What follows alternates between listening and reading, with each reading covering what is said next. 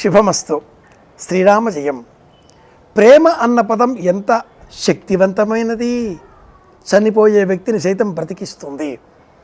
Friend అన్న పదంలో end ఉంది, కానీ ఫ్యామిలీ అన్న పదంలో ఐ లవ్ యూ అనే పదం ఉంది.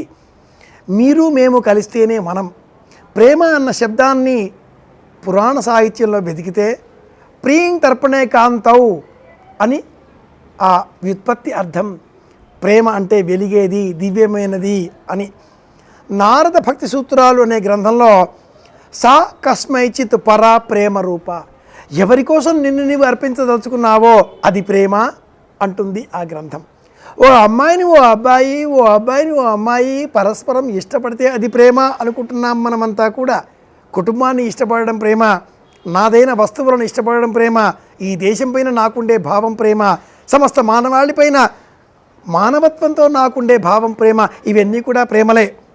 జాతక చక్రంలో ఓ అమ్మాయిని ఓ అబ్బాయి, ఓ అబ్బాయిని ఓ అమ్మాయి పరస్పరం ఇష్టపడే ప్రేమలను గుర్తించవచ్చు అనే శాస్త్రం చెబుతుంది.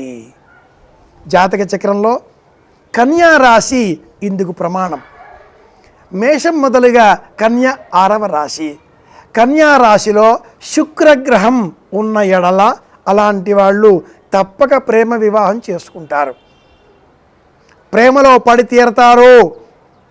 అలాగే కుజుడు శుక్రుడు ఈ ఇద్దరు కూడా కన్యా రాశిలో స్థితి పొందిన ఎడల అలాంటి వారి జీవితం తప్పక సఫల ప్రేమగా ఉంటుంది. కేవలం కుజుడే ఉండి కేతువుతో కలిసిన ఆ ప్రేమ నిష్ప్రయోజనం, ఫలం లేకుండా పోతుంది. శుక్రగ్రహం మేషంలో ఉన్న, వృషభంలో ఉన్న, తులాలో ఉన్న, కన్యలో ఉన్న ఇలాంటి ఫలితాలనే మనం గమనించవచ్చు. అదే శుక్రగ్రహం మీనరాశిలో ఉంటే మట్టుకు వీరు ప్రేమలో పడే అవకాశమే తక్కువ. సలక్షణంగా ఇంటివారు చేసిన వివాహమే చేసుకుంటారు అని కూడా జ్యోతిష శాస్త్రం వివరిస్తుంది.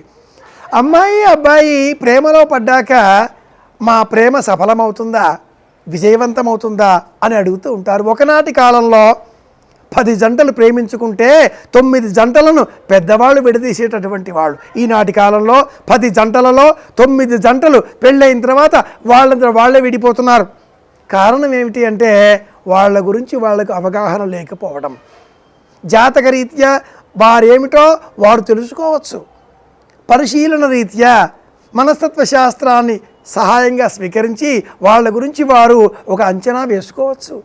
అలా వేసుకొని ఆ తదుపరి జాతక చక్రంలో శుక్రగ్రహ స్థితి ఎక్కడా, అలాగే ఇతర గ్రహాల దృష్టి ఆ శుక్రగ్రహానికి ఏ మేరకు ఉంది అన్న అంశాలపైన కూడా కాసింత దృష్టి పెడితే ఆ ప్రేమ సఫలమా విఫలమా అనేది మనం ముందుగానే తెలుసుకోవచ్చు. తగు జాగ్రత్తలు తీసుకుంటే ప్రతి ప్రేమ సఫలంగానే మారుతుంది. అలా కాలేదు అంటే మట్టుకు లోపం మనదే. సహించే గుణం లేకపోయినా, సరే అనే తత్వం లేకపోయినా, భరించే శక్తి తక్కువగా ఉన్నా, మాట కటువుగా పెళుసుగా ఉన్నా ఏ ప్రేమ దీర్ఘకాలం మనజాలదు. ఒకనాటి కాలంలో పెద్దలు ప్రేమ పెళ్ళిళ్ళు వ్యతిరేకించేవారేమో, ప్రేమ పెళ్ళిళ్ళను విడదీసేవారేమో. నేటి కాలంలో ప్రేమికులే పెళ్లి చేసుకుని విడిపోతున్నారు. 10 జంటలలో 9 జంటలు విడిపోతే కారణం వాళ్ళే అవుతున్నారు. ఎందుకని? వారి గురించి వారికే తెలియకపోవడం. ఈ సందర్భంగా కనీసంగానైనా ఒక శాస్త్రం ఉంది.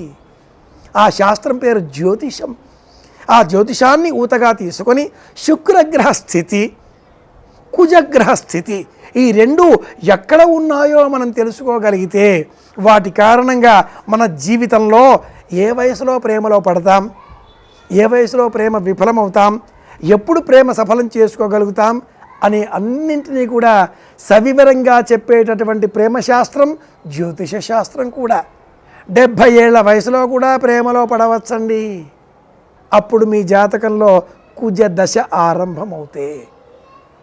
90 ఏళ్ల వయసులో కూడా ప్రేమలో పడవచ్చండి. 9 ఏళ్ల వయసులో కూడా ప్రేమలో పడవచ్చండి. ఆయా జాతక కాలాలలో మీ జాతక దశ శుక్ర దశలో ఉంటే వివాహం, ప్రేమ సఫలం కావడం, విఫలం కావడం అనే విషయాలు శుక్ర కుజ గ్రహాల స్థితిగతులపైన ఆధారపడి ఉంటాయి అంటుంది జ్యోతిషం.